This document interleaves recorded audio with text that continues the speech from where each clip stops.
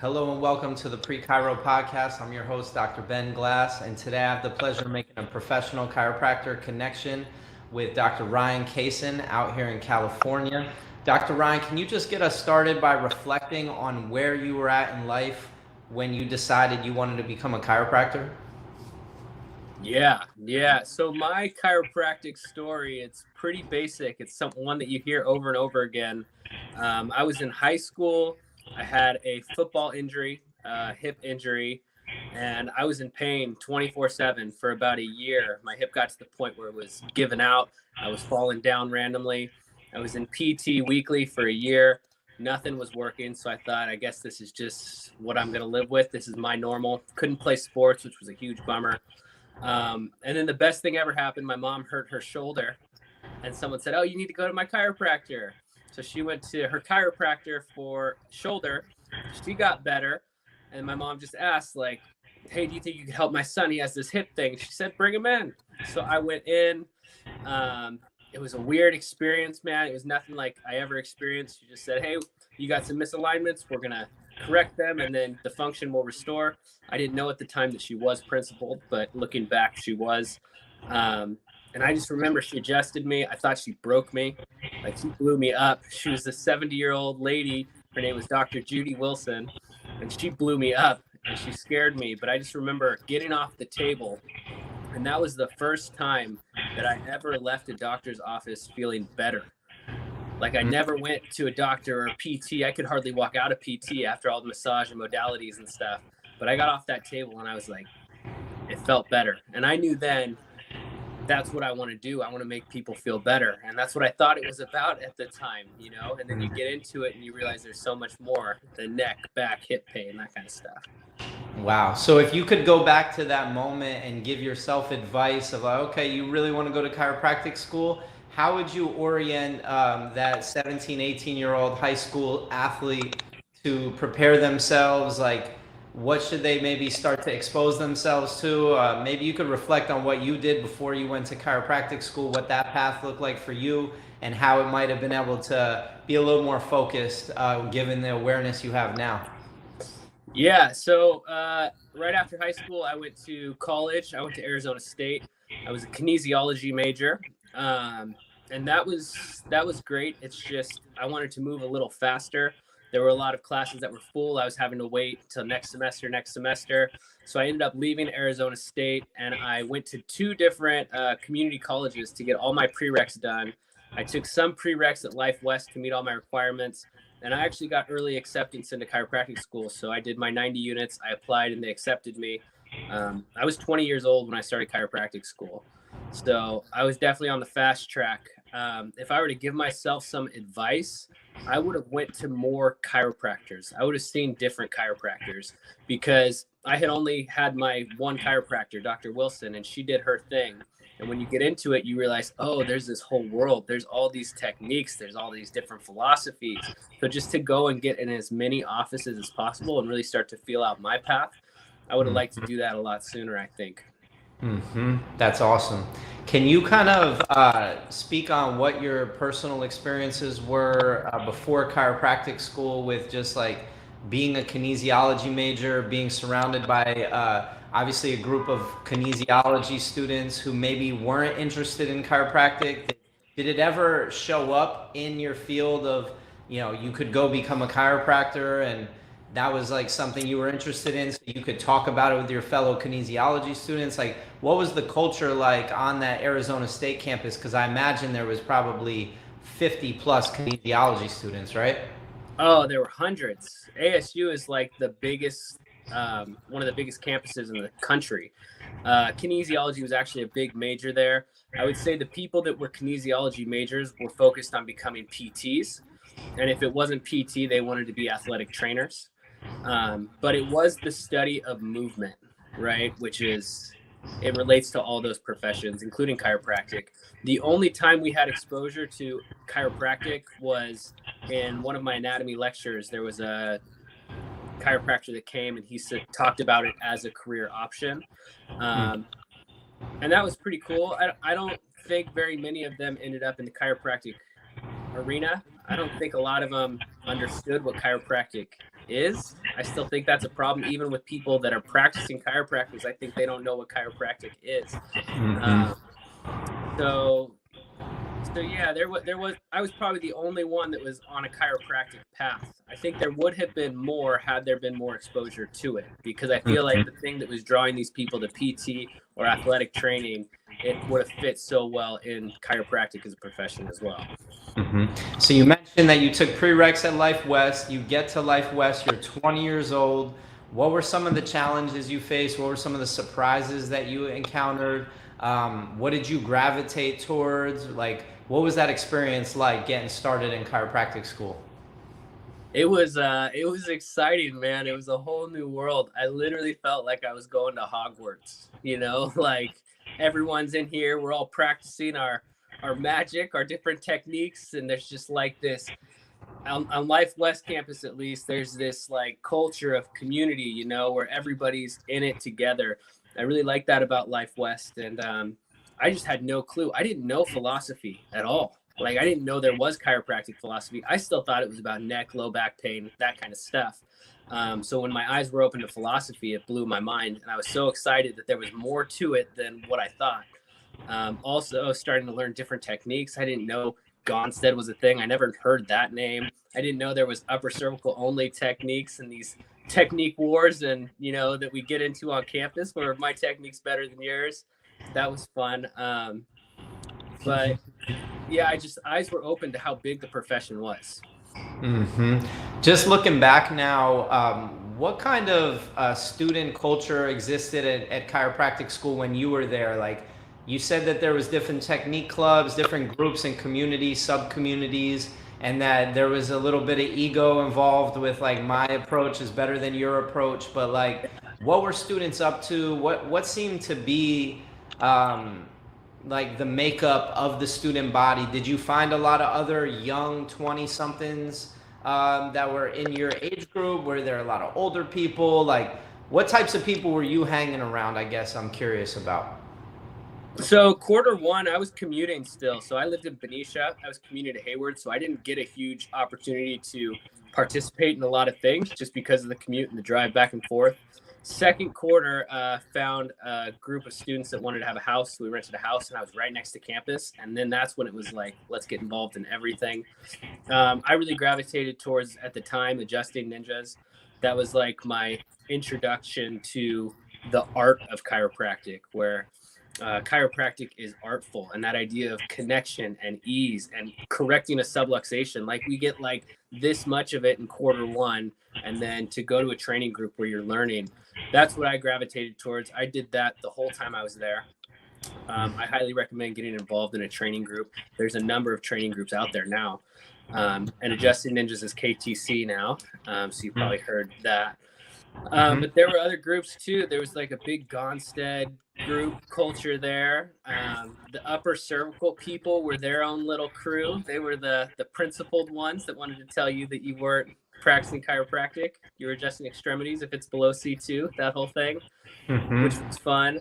You had like the network crew. The network crew are the more like, I don't want to say spiritual, but they get it on a deeper level. You could maybe even say it's like that quantum realm of chiropractic is like the network people.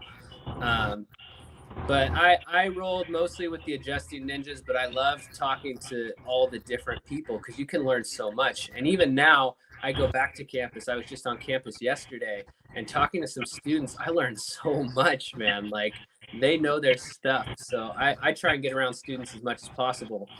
Mm. Um, Mm. Talk a yeah. little bit, yeah, like let's just talk a present moment. You just were on campus. What brought you there? Where's your focus at these days? What made you want to go back and connect with the students, and what were you talking to them about? So I connected with a student in my practice. When I had my practice in Benicia before I sold my first practice, a student came and approached me and said, I'm thinking about being a chiropractor. Tell me what it's about. I don't know if it's the right path for me. And I told him, I said, listen, you can come, you can shadow, hang out. We'll start to train, and then you'll see if it's for you. And then he enrolled in Life West, and he's been going there ever since. His name is Louis Arias. He's a killer chiropractor already. But he formulated this group called Ether Training Academy. And Ether is Ether's dope. It's all about hard work and training, right? So you put in the hours, you get out of it what you put into it, but it's really about having the dedicated time to train. Um, and so that group, Ether, they organized the philosophy night. I came, we talked philosophy. We ended up going over some chiropractic adjusting stuff too, because we're chiropractors and we can't help it. But we had probably like 12 people there, and the conversation, it was so good. We went into philosophy asking really basic questions. They sit in lectures all day, so I'm not going to sit there and give them a lecture on philosophy. So I went in with just a list of simple questions, and we just broke each one of them down. Questions like, what is an adjustment? Why do we adjust? What is a subluxation? And like, it's things you know the answer to, but like you never really dedicate the time to like really diving in and hearing other people's thoughts on it. And just bouncing ideas was awesome. So that's what I was there for. Yeah. So Ether Training Academy, it's out. It's on Life West campus right now. So if you guys haven't heard of that, look into that. Contact Louis Arias. Awesome. Can you mentioned that you had a practice, your first practice, now you have a second practice. Can you talk about that evolution of how you graduated into practice and maybe how you structured your first practice and how it's changed in your second practice? Maybe just talk a little bit about the format from the inside out. Yeah, this is going to be a long one. So I knew I wanted to open my own practice. I had friends that went in and they had associateships, and some of them were good, some of them were terrible. I just knew that if I was going to bust my ass and work, I wanted to do it for myself, because it's hard work even if you're an associate. So I knew right off the bat I wanted to start a practice. The original dream all through chiropractic school was a room with a table, just as bare bones, simple as possible, just about chiropractic. At the end, right when I graduated, I got persuaded a different direction. I ended up getting a huge retail space. It was about 1,500 square feet. I had 7 rooms, had a digital x-ray, $150,000 build out right off the bat. Big lease, $6,000 a month overhead. And that was in my hometown, Benicia. So that was a very different model than I ever anticipated doing. And it put me in a position to produce, right? Because right off the bat, I had $6,000 a month that I had to make up. So there was a lot of marketing, and I had to build out. So I had months where it was like the space was getting ready. So I was out there marketing. I had probably 60 people on the books before I ever opened doors, which was really good. It helps that it was hometown, right? Because you already have the connections, you already know that kind of stuff. And that grew. I had a really good time with that, but I found out probably around my 3.5 year mark in that practice that it was never what I wanted. It was never what I wanted to do. I don't want to run these scripts. I don't want to run these procedures. This is not what I want to do. I don't want to x-ray people as a stream of income. Like, that doesn't seem right to me, So I sold that practice. And with that, I gave it away for how much I owed on it. It was producing money. It was cash flowing. There's this saying in chiropractic that chiropractors eat their young, right? Like, we take advantage of the younger new grads and then kind of toss them to the side. I found someone that was associated in an associateship in Oakland. He wanted his home practice. He couldn't afford it. So I pretty much gave him this practice, like, just handed it. Then me and my family, we took the time. We took about 2.5 years, and we just traveled full-time in a motorhome with my wife and my 2 kids and my dog. And it was awesome. Really just formulating what we wanted to do next, how to set it up the right way for longevity and the way that I would enjoy doing it. And now we settled down in Davis, which is right outside of Sacramento. I'm about a half a mile from UC Davis campus. It's 300 square feet. I have a waiting room and I have an adjusting room. I can fit 2 tables in there. It's all online booking, online scheduling, online intake. I don't have a front desk person at all. It runs itself. And what's super unique about this office is it's all donation based. So I have the box on the wall. It's cash donation only. That is not a business model by any means. I don't recommend that anybody does it. It's not a business model. It's a service model.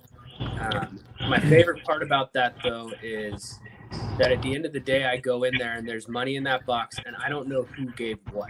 I treat everybody the same. If they gave $20 or they gave $100, I don't know. And they know that I don't know. That's the integrity of the system.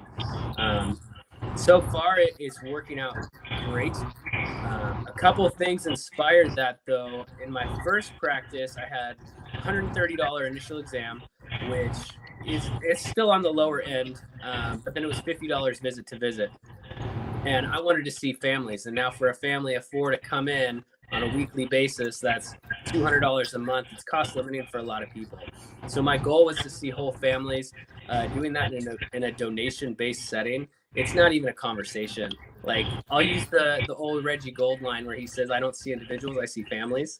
So when someone comes in for care, it's like, I'm glad you're here, but hey, you need to bring your family because I don't see individuals, I see whole families. And it's not even a conversation of like, can I do it? Can we make it happen? I get to see the whole family.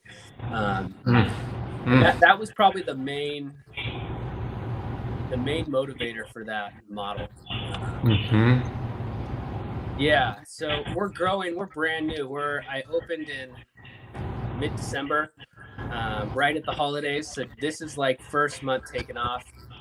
Spent a lot of time doing the groundwork, making the connections and networking, starting to see those pay off.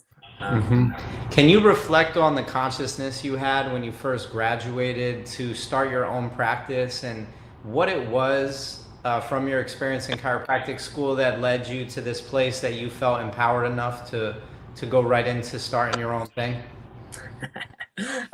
Yeah, I'm kind of I don't like being told what to do. Like, it's not a control thing. It's like a rebel at heart kind of thing. I don't want you to tell me what to do. And I had this business professor on campus, and day one, he said, who's going to start their practice when they graduate? Raise your hands. And it was like me and like two other people. I was like, I'm doing it. And he said, my best advice to you is don't. And I was like, this is a business class. Like, shouldn't you be teaching us how to start a business? His whole class and his whole spiel was go an associate somewhere and learn how to do it. And that was like a huge motivator for me. I already knew I wanted to have a practice, but then when he told me don't do it, go work for someone, to me as a rebel, it was like, I'm going to do it and I'm going to show you, I'm going to prove you wrong. And probably not the best motivator for starting a practice. And luckily, I learned everything I learned in business through the mistakes that I made. I made hundreds of thousands of dollars in mistakes that I had to buy my way out of. And luckily, it was hometown practice. I was seeing the volume to like buy my way out. But if I was struggling and those mistakes came along, it would have put me under like month one. So I learned a lot the hard way. Can you give like a quick rundown of some of the nuts and bolts of what it takes to negotiate a lease, set up a practice, buy the equipment, look at the space that you're going to rent and determine whether that's where you should set up, and how you want to grow into your space and not grow out of your space too quickly, or not, but just maybe give a breakdown of the experience that you have now, how you can share that with students. Yeah, so I actually I have a seminar that I do, a business seminar on all of this stuff. It's called Origin, and we break down.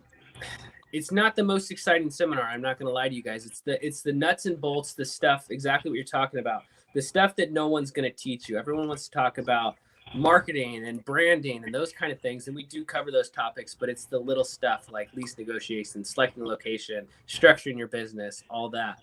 I would say that the first thing you need to do is have a vision of what you want.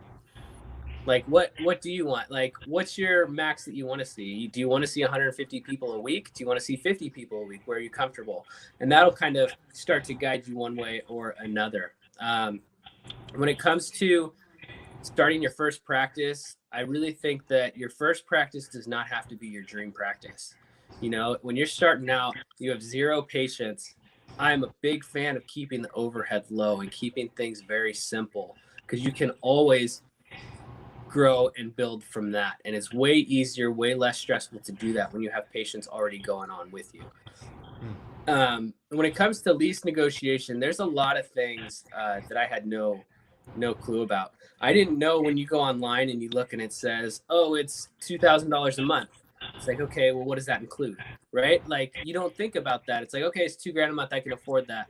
But what else am I responsible for? Like, there's this triple net. Like, a lot of times they won't advertise triple net price, where it's you're responsible for the fees for common area expenses and the property taxes the owner pays. So now this $2,000 a month could be like $2,600 a month.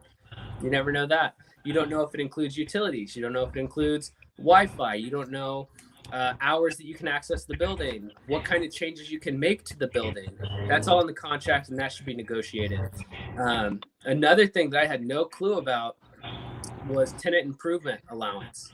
That's like a big one. If you're going to do a build out, there's something that you can negotiate for called tenant improvement allowance. And it's basically given to you in terms of square foot. So if you have 1,000 square feet, you'll go to the landlord on the contract and you'll say, listen, I want $20 a square foot to do the build out.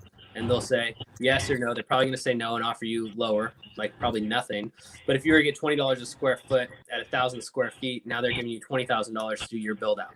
And that's money they're paying you. Other things to think about is they're not just going to write you a check and give it to you. You're going to have to come up with that money, and they give it back to you once the build out's done. That's the way mine worked. So just make sure if you're counting on that money, you need to have money up front to then reimburse yourself when they pay you back. Those little kind of things. And when it goes into build out, there's so many things that you don't know you need. You need architectural drawings. Like, where are you going to find an architect to do your drawings? And then you need to submit it to the city for approval. You need to have your contract with the architect. Like, what does that include? What if they need a redraft? Does this price that you're charging me, $1,500, include the redraft? Or are you going to charge me for a redraft or any comments that the city needs? Getting building permits. Building permits is a big one because they charge you for it. It was a percentage of the total value of the project. So if I had $100,000 build out, they wanted to charge me a percentage on that $100,000. Hey, listen, I really appreciate all the details, but as you said, you teach this in a seminar, and you know you're going through all of the different topics that you might touch on in that seminar, and I appreciate that. But like, for the prospective student, or even the current student, or even the new graduate, making it relevant to them, are there any resources that helped you out? Did you have any mentorship of maybe people a little bit further ahead than you that you could talk to? Have you mentored students on this, and in what way have you mentored them? I'm just curious, just to make it applicable and relevant to the viewers that are listening to you here. Yeah, let's do that instead of getting into the details.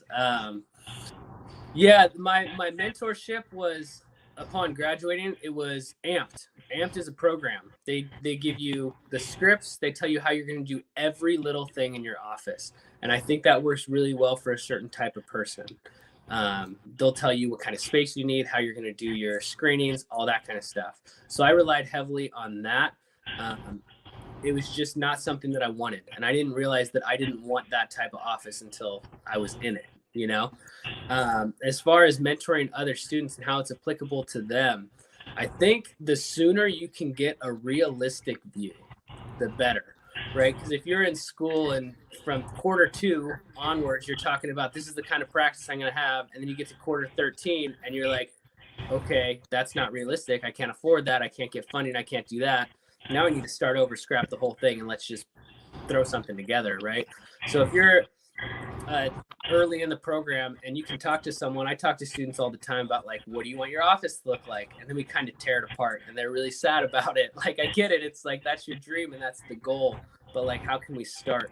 Like, a digital x-ray machine is a big one. Like, that's one, everybody wants a digital x-ray machine. And I think it's a great idea to have one, especially if you rely on it for your technique. But, you know, initially, maybe it's better to refer out. Cost-wise, you can open your practice. So I spend a lot of time going over budgets with students because they don't know what things cost, right? They don't know that one of those drop-in ceiling tiles can be like $100 for one of those. Like, they don't know that vinyl baseboards can be installed $10, $15 a foot. Like, that's what a contractor is going to charge you, right? So just to break those things down and really create a clear picture early on of what's realistic and what can they start. I think there's also, I'm not going to go over them here, but I think there's some funding strategies that I go over, because you think you're going to graduate with no business experience and $200,000 minimum in debt, and then go to a bank with your logo and they're going to give you $100,000 loan. That's not going to happen, right? So coming up with funding strategies early on, I think, is good too, because that can build over your chiropractic education, like the years that you're in school, and then you can graduate with money to start your practice. Yeah, that's real. So something that I know about you is that you really love to train in the art of chiropractic, something that has stayed with you since you learned how to train. It's how you introduced another student to the profession, was through training. Can you talk a little bit about how you train, why you train, and what keeps that passion alive inside even after you've graduated to continue training? Yeah, I think similar to Louis and I have a similar mindset from an athletic background. We train so that we can do our best when we perform, right? Um, like if I'm Steph Curry, I don't think I'm the best in the world, so I stop practicing and shooting my free throws at practice. It's that whole mindset. I didn't know training was a thing until I started adjusting ninjas. Like that's when we started training, doing drills, and we do the arcs and all the lines of drive, that stuff. We train that over and over again. Um, so I think there's a huge value in that. And I still do that to this day. I'll get to my practice an hour before I see a patient, and we'll start training. I'll do band work. I'll warm up, one, to warm my body up so I don't hurt myself when I'm adjusting, because it is an athletic thing we do. A lot of chiropractors have back pain, which is ironic. So I want to avoid that. And I also don't want to warm up on my first patients. Like I don't want to walk in 5 minutes before an adjustment and that be my warm up is like my first 2-3 patients. That doesn't seem right to me. My goal is just to deliver the art of chiropractic in the best way possible. I don't think I'm ever going to arrive to my full potential. I think 50 years from now, I think I'll be close. I'll be close, but it takes time. It takes hours to develop that skill. Talk a little bit more about the skill, the details, the specificity, the speed, the way that you work on the subtleties of the art. Like, just unpack that a little bit for somebody who's unfamiliar about the art of chiropractic, the art of adjusting, having your body type. What is unique about how you approach the art, and maybe how you have taken all the details of adjusting and made it work for you and your body, and how you work with people? Or how would you describe how you work with people? Well, I think when you're in school, I think one of the best things you can do is palpation and setups in groups, right? If you can get a group of 10, 20 people together and half of them are face down and you're rotating and you're palpating and you're setting up, I think that is like a huge benefit. Sorry, you cut out. Are you there?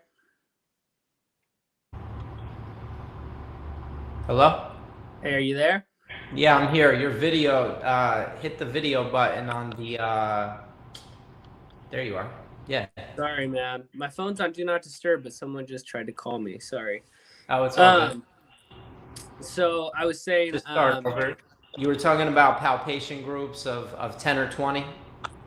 Yeah, so palpation groups and setups, I think that's the best way in chiropractic school. When you have a bunch of people, a bunch of different body types, take it to the point you're going to adjust it, try and identify it, work with other students. Are we finding the same thing, right? That's a big confidence booster when 3 people find the same thing, right? It's like that's some validity there. But once you're in practice, you don't have that anymore, right? Like you're adjusting patients, but you don't have people that are just wanting to rotate and palpate and all that kind of stuff. So a lot of what I do, a big thing of it is I call it shadow adjusting. In my mind, I can walk through an entire adjustment on a person. I'll like stand at the foot of the table and I'll look and I'll think, okay, what are my indicators? If it's like a PI ilium, like, okay, I can see the PI, I can do it. Let's lay them on their side. I'll set up a medicine ball. I'll do the adjustment, right? And then I walk through the thoracic spine, do my air adjustments, go through the motion with that. Cervical, same thing, do my arcs. I call it shadow adjusting. It's different because you can sit there as as a student or as a doctor and train, and you can sit there, you can do 100 strikes really fast, or you can really tune in, imagine it's there, the quality over the quantity. Man, if I got 5, 10 good strikes in, or arcs, training, that's better than just sitting there and doing 105 minutes. So that's one thing I do, shadow adjusting. I also do a lot of band work, and I think that's where Ether and Louis's really elevated that. He's been able to break down every single adjustment and create a way to train it with resistance. I think when you're training with bands, you get fast. You get way faster. So Ether's been able to break down every single one of those adjustments, set it up to emulate it, to train it. And I do a lot of the band stuff too. So, and I'm learning all that from Louis. Louis's like developing it, and he's leading the way in that. But awesome. that's kind of how I train. That's awesome. If we can now shift to your future, obviously you're a father, you've got a family, you've got this new practice. What's your outlook on the next year, the next 5 years? Do you have a vision of what you'd like to create? And this practice is part of that vision, or is this just like a 1-year experiment, and at the end of the year you may pivot? But like, what do you have when you think about which direction you're heading as a chiropractor? How many years out are you, and where are you heading with things these days? Yeah, long term, I don't really know. That's a hard question to answer. But if I could imagine 5 years from now in this same office space, I would like to see 300 people a week in that space. That's like the max I want to hit. I don't want to see more than 100 people in a day. Like if I have to expand my hours to fit all the people in, I will. But it's more about the quality of patient that I imagine. I do a lot of education on philosophy of chiropractic with my patients. There's a difference between a patient that doesn't have philosophy and doesn't get that from their doctor and someone that does. And if you don't educate your patients on what chiropractic is, they're going to drop out of the bottom of the funnel. They're going to come in for neck pain, back pain. You're going to fix that. Chiropractic works. The pain's going to go away, and then they're going to go away with it. And the only people they're going to send you ever is people that have neck or back pain, right? The difference with someone that understands philosophy, that's been seeing you, that understands chiropractic, this concept of the subluxation, what an adjustment is, they're going to continue to come back. And they're going to refer people that are not just neck and low back people. Like for me, I'm getting referrals in this office already for people that, oh, my friend's just super stressed out. Like I feel like they're just stressed out. They need chiropractic, right? Or I always get a lot of blood pressure people that come in too. There's that famous blood pressure study in chiropractic. I get a lot of those. And then I get referrals from people that don't have anything going on. Just like, hey, I went to go see Dr. Ryan. He explained this. You should go, right? Like those are the kind of people I want. And 5 years from now, I hope to have a lot of patients that have been with me for 5 years and don't have any plans of going away, So just building that base. And I think that base of people that come back to you on a regular basis is built from understanding chiropractic and philosophy, if that makes sense. It does, absolutely. You touched on how you wouldn't want to see more than 300, and you don't want to see more than 100 in a day. So I'm imagining you're in the office 3 days a week. Can you talk about the work-life balance that you get to experience, having a family, having kids that you're raising, like the quality of life that chiropractic has enabled you to have? And because just imagine you're a high school student listening to the message that you're sharing now also, or you're just going into chiropractic school, like kind of set the stage for what's possible, how you've set your life up or how you've designed your life. Yeah, so I've set my life up. In my first office, I was working 6 days a week, right? I was there all the time. I did insurance too. So when I wasn't seeing patients, I was trying to do billing. I didn't want to pay for a lot of billing people. So I was trying to handle everything on my own. I didn't have work-life balance there. So burn out, sell the office, travel for a few years, start to get a grasp on like, what do you want? What kind of balance do you want? I chose, I think 3 days a week is good for me. Right now I'm technically at 4, but I'm a Wednesday through Friday, 12 to 6. And then Saturday, I do 10 to 2. So those are just the original hours I've set. I have freedom to change those whenever I want. That's the benefit of chiropractic office. I know chiropractors that practice 2 days a week. I know a chiropractor that practices 1 day a week. Like, you can set up however you want, and that's the beauty of it. Um, for my life, though, I'm working outside of the office too. You need to remember that you're a business owner, right? And so you're responsible to go out and make your business. So that happens with networking and making the connections in the community. That means when I'm on a bike ride with my family, I'm probably going to stop and talk to someone about chiropractic, right? So there's that. I could probably set some healthier boundaries. I definitely know that. But there's a lot that goes into being a business owner. I originally thought with my first office, I thought, I'm owning my own practice. I can leave whenever I want. I can go and travel. I can do this. And then you have patients on the schedule and you're like, man, I'm stuck. I can't leave. Like, they're relying on me to be there. Like, I need to be there.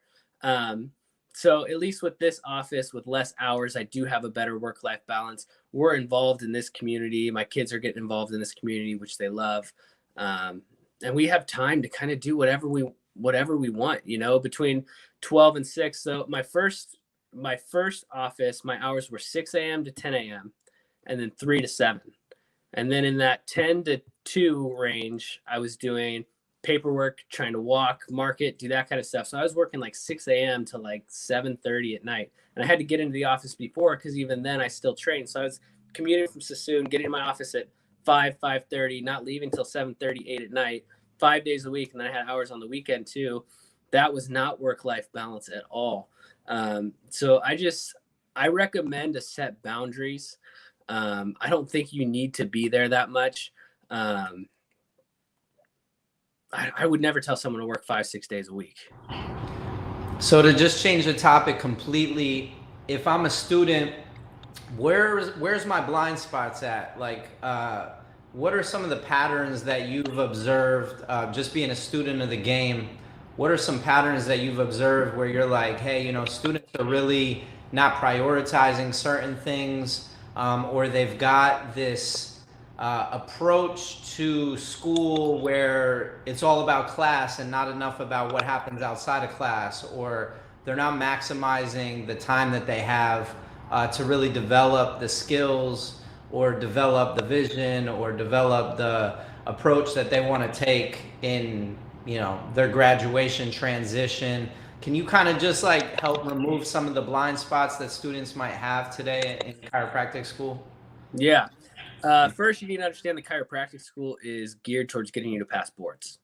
That's their goal. They're going to get you and educate you to a point where you can pass boards. And you see two groups of people really emerge. You have the people that are all about school, trying to pass the classes, always focused on midterms in the library studying.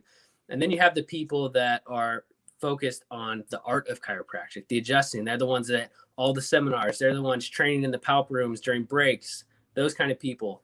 What I don't see is people focusing on business. What's beyond chiropractic? A lot of people think, or beyond chiropractic school, because a lot of people think that, man, if I'm the best adjuster, like, I'm going to have a ton of patients. And that's not true. Like, a lot of people won't know if you're that much better than the last chiropractor they went to, right? So if you're using how good you are at adjusting to grow your business, you're going to need more tools than that. So I need people to start focusing on business. How can you grow a business? How can you communicate chiropractic in a way to bring people to you? How can you network? If you learn how to network and make connections in your community, ones that are mutually beneficial, I'm going to help you, you're going to help me. If you can start focusing and getting your mind wrapped around that, it's going to serve you so much. And that doesn't mean don't focus on class. It doesn't mean don't focus on adjusting. Just try to find a balance between all of them, because that's a skill you're going to need. That's awesome, man. I really appreciate you sharing your insights. Just on that topic, like, if you're meeting somebody in the community, do you have like a little bit of a structure to how you describe who you are, what you do, and maybe leading questions that you have to them, or how you take interest in them? Do you exchange business cards? Do you ask for their email? Do you exchange Instagram handles? Like, how are you engaging today in the community? Old school flyers, new school social media posts, like all of the above, but maybe just give a breakdown as to how you're approaching, connecting with people in today's world. Sure. So I think there's an aspect of you needing, like, people needing to know that you exist and that you're there. For me, I'm in my first office. I had a retail space. It was right on the front. You couldn't miss it. It was there. People knew the movement chiropractic existed. In this office, I'm in an office building. There's a little sign that says Sano Chiropractic on like the directory out front, but people are going to walk right by that without seeing it. So in that regard of letting people know that I exist, flyers are great. Davis is like a walk-in community. So if they see a flyer, they'll notice a flyer. Also a sandwich board in front of my office. It's like that catches attention more than like the directory. People don't stop and read directories. When it comes to social media, I try and stay active on social media. My main platform is Instagram at Sano Chiropractic. And with that, I just try to, it's really talking philosophy, trying to get people to understand what chiropractic is. And then when it comes to the street, I like talking to people on the street. I really like how you said, showing people that you're interested, because right now a big concept for me and something I've been toying around with is I want to be interested. I don't want to be interesting. Right. So if I engage with someone and start talking to them, it could be about anything on the street, and then, be interested in them, ask them, hey, are you from Davis? Like, what are you doing out here today? The weather's great. Like that kind of stuff. Right. What do you do? And eventually, if you hold that conversation and you're interested with them, they will always ask you, what do you do? You can say, oh, I'm a chiropractor. I just opened a practice here. It's pretty unique. It's donation based. And that always gets them like, oh, what does that mean? So I think when you're approaching people, you don't want to be like, hey, I'm Dr. Ryan. I just opened a chiropractic office. I'd like to meet you. Right. It's more like invest in them. Try to show them that you're interested. Don't try and appear interesting. And then it will always come back. If you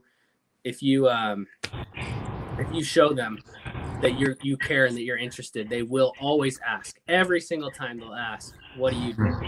And that's a topic. I do a monthly Zoom call. I'm starting that this month. We're covering a book called Just Listen, and it's by a psychiatrist that goes over this concept of mirror neurons, and really how to communicate with people in an effective way to get their buy-in, to get your point across, and how to reach people. So I'm going to be doing a monthly Zoom call. So if anyone watching this wants to do that, email me your email address and I'll add you to the list. I'll send out the Zoom link, and it's a free call that we're going to be doing monthly. But yeah, that's like, there's kind of three things: get people to know where you are, stay active on social media, and then when you're just talking on the street, and I think that talking on the street is what gets you the most business, to be honest. Mm-hmm. Interesting. Very cool. As we wrap up, can you just kind of imagine you're talking to that 17, 18-year-old athlete, maybe football player, maybe not even an athlete, but just somebody who wants to go into healthcare, wants to help people. Maybe they're thinking they want to be their own business owner, but usually people aren't thinking about that at that age. It's more just, I want to help people. I want to go into healthcare. How would you describe the chiropractic path to them? How might you recommend it, or caution them, or what message would you share if I was like your one of your practice members or your friend's son, and I'm like a high school student or a college student? I don't know what I want to do, but I think I want to go and help people. I want to go into healthcare. How would you introduce them to this path of chiropractic? Well, I would ask them if they'd considered chiropractic. If they had and they were interested in it, I would make sure that they went and shadowed and spent time in a chiropractic office, and multiple of them, right? Like every chiropractor is so different. Make sure this is what you want to do, because one, it's super expensive. Like it's not, chiropractic school is not cheap. It's not easy. Chiropractic school is hard with all the classes. You're gonna have to commit a lot of time, and make sure that this is really what you want to do. A lot of people are going to chiropractic school without ever even going to a chiropractor now, which like blows my mind, the commitment level to, I want to be a chiropractor, but I've never been to a chiropractor. I don't understand that. Go and experience as much of the profession as you can, because once you start and you're on this path, like you're kind of locked in, right? I mean, you can always pivot, but it's not easy at that point.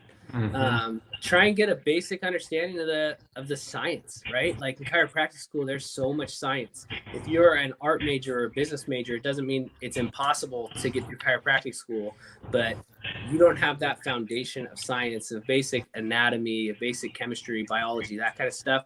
Those classes are going to be hard for you. Chiropractic school is going to be way harder. Doesn't mean you need to major in biology or kinesiology. Like I think a business major going into chiropractic school would be kind of awesome. But even if it is that, maybe a major in business and a minor in some kind of science where you still have the foundation levels. Um, but yeah, just experience chiropractic, you know?